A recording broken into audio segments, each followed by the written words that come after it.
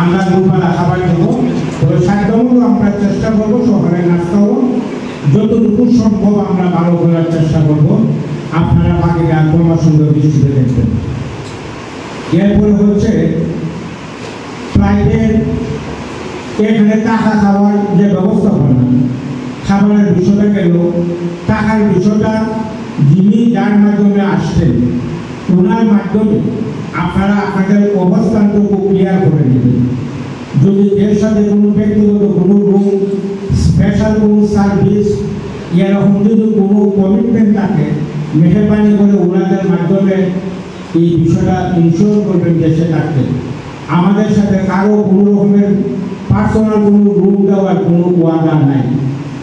এবার সরকার যে প্যাকেজ ঘোষণা করছে, এই প্যাকেজে আপনার স্বাভাবিক যে প্যাকেজ 5,20,000 টাকা যেটা 3 থেকে 4 কিলোমিটার দূরে হতে পারে, 3 থেকে 4 কিলোমিটার দূরে হতে পারে।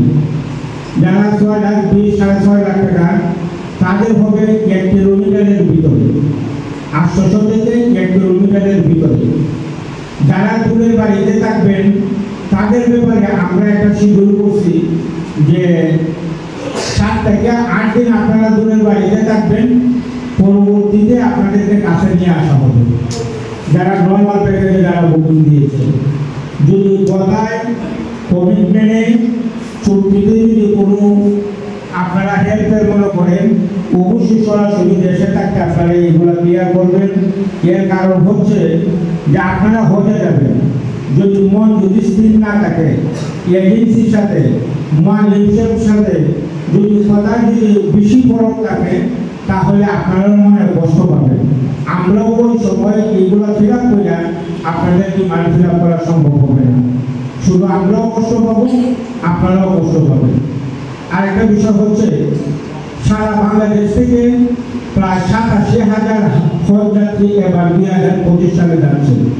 আপনারা জানেন প্রায় 1600 এজেন্সি আছে সারা বাংলাদেশে, হাজার হাজার। এর মধ্যে মাত্র 70টা এজেন্সি বছর এই 27,000 হজযাত্রীদেরকে আপনার সেবা দেবে।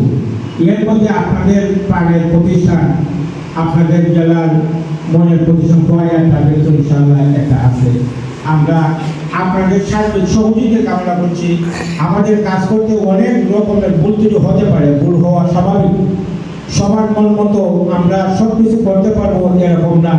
কেউ ছোট ভাই হিসাবে, কেউ ছেলে হিসাবে, বাতিজা হিসাবে, বাগনা হিসাবে মেহরবানি করে আপনারা আমাদেরকে পরামর্শ দিয়ে আন্তরিক সহযোগিতা করে আপনারা যেভাবে সুন্দর করলে ভালো হয় আপনাদের